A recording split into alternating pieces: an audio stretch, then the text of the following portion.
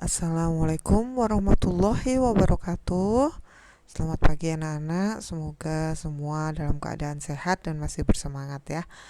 Oke, kita lanjutkan kuliahnya. Hari ini kita masuk ke materi sinusoidal. Sebelumnya kita lihat dulu tentang apa itu sinusoidal. Sinusoidal atau gelombang sinus adalah fungsi matematika yang berbentuk osilasi halus berulang. Nah, fungsi ini sering diaplikasikan dalam ilmu pengolahan sinyal, teknik elektro, dan berbagai bidang lainnya.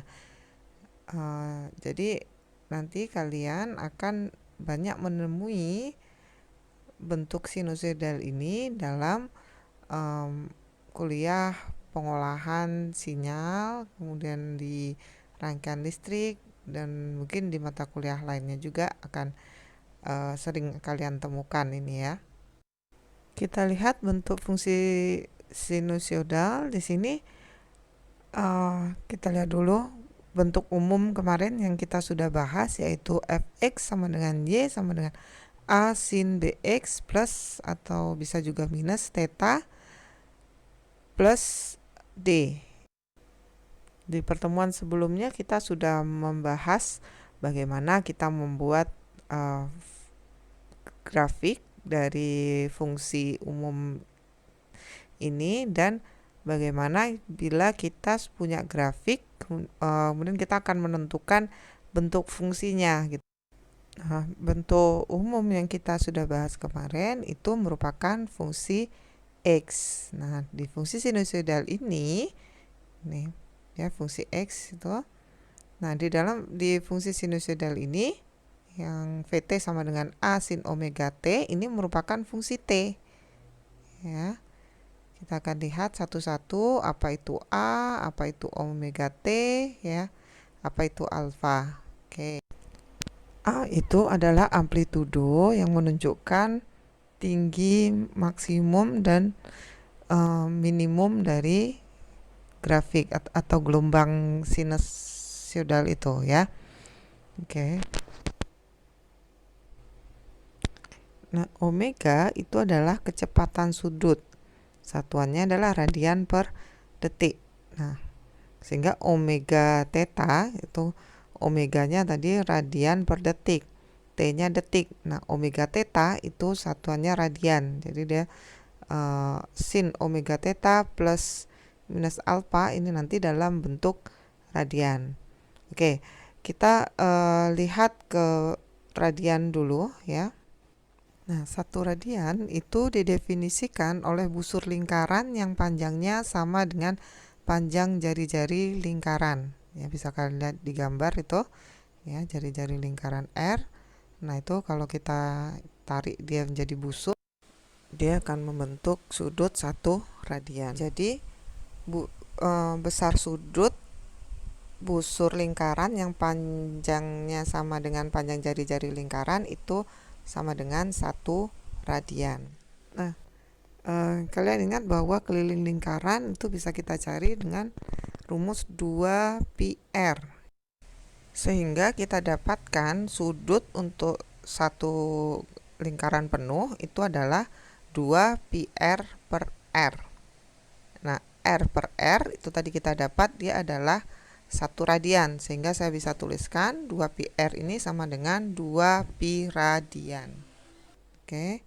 Nah, 1 lingkaran itu sudutnya 360 derajat, ya kan? Jadi 2π radian ini sama dengan 360 derajat. Oke. Nah, di sini kita punya 2π radian itu sama dengan 360 derajat. Sehingga pi radian itu sama dengan 180 derajat. Oke. Nah, di sini pi sama dengan 3,14 ya. Kita punya itu pi sama dengan 3,14 sehingga 1 radian itu sama dengan 180 per pi atau 180 derajat bagi 3,14 sama dengan 57,3 derajat. Nah, 1 derajat itu akan sama dengan pi per 180 radian. Oke. Oke, untuk ilustrasi kalian bisa lihat di gambar ini, yaitu sudut untuk 1 radian itu sama dengan 53,7 derajat. Oke. Sekarang kita lihat ilustrasi untuk frekuensi dan periode ya. Ini gambaran untuk 1 periode ya, 1 putaran lingkaran itu. Nah, itu namanya 1 periode, waktu yang diperlukan untuk melakukan 1 putaran ini. Nah, frekuensi siklus itu adalah banyak putaran per detik ya. Jadi banyaknya putaran dalam 1 detik itu kita sebut dengan frekuensi dengan satuannya hertz ya. Frekuensi itu juga sama dengan omega per 2pi. Oke, ya. Itu kalian bisa lihat di gambarnya, satu lingkaran itu sama dengan 360 derajat atau 2pi. Dia berputar satu lingkaran tuh 360 derajat dan dia berulang-ulang terus seperti itu. Oke. Nah, di sini karena F sama dengan omega per 2pi, maka saya bisa tuliskan omega itu sama dengan 2pf. Oke. Nah, tadi kita sudah sebutkan juga, saya sudah singgung sedikit tentang periode. Jadi periode atau biasa disimbolkan dengan T itu adalah waktu yang diperlukan untuk melakukan satu lingkaran atau putaran. Nah, di sini satuannya detik ya. T ini akan sama dengan 1 per F. Nah, F-nya tadi omega per 2pi, maka T itu juga sama dengan 2pi per omega. Oke, nanti kita akan lihat penggunaannya ya di contoh. Kita sekarang kembali dulu ke bentuk umum dari fungsi sinusoidal tadi ya. Di sini ada alfa. Nah, alfa ini besarnya lead atau lag dari gelombang A sin omega theta. Alfa itu biasa juga disebut dengan fase. Baik, saya coba gambarkan ini ya, fungsi T ini. Saya gambarkan dulu untuk A sin omega T. Oke. Di sini sumbu vertikalnya adalah VT, kemudian untuk yang horizontalnya itu omega T, jadi dalam radian ya.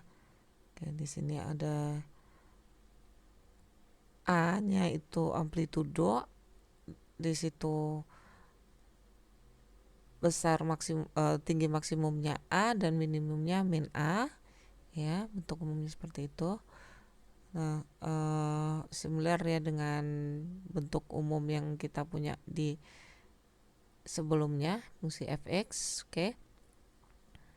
Nah, kemudian saya gambarkan di sini satu gelombang ya, satu siklus.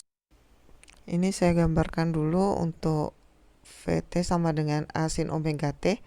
Nah, itu satu gelombangnya 2pi. Nah, ini titik minimumnya ada di 3pi per 2 ya. Kemudian untuk nilai maksimumnya di pi per 2 ya. Ini untuk Y sama dengan A sin omega T. Oke. Nah, sekarang kita gambarkan misalnya minus alfa ya, yang minus berarti dia bergeser ke kanan sebesar alfa ya, sama seperti kita menggambarkan kemarin itu yang sudah kita pelajari sebelumnya itu. Perhatikan grafik yang kuning itu, dia kita sebut dia lead atau mendahului gelombang A sin omega T sebesar alfa tuh. Oke. Jadi kalau tandanya minus artinya dia mendahului sebesar alfa.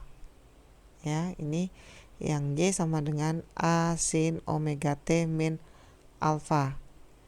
Nah, kita lihat untuk yang positif ya, yang Y sama dengan A sin omega T plus alfa. Nah, ini ya, lihat. Nah, dia nge-lag, jadi belakangan, tertinggal sebesar alfa. Oke, bisa dipahami ya nih ya, maksud dari lead dan atau lag ya. Similar sebelumnya dengan sebelumnya yang kita bahas di translasi horizontal. Oke, bisa dicek lagi.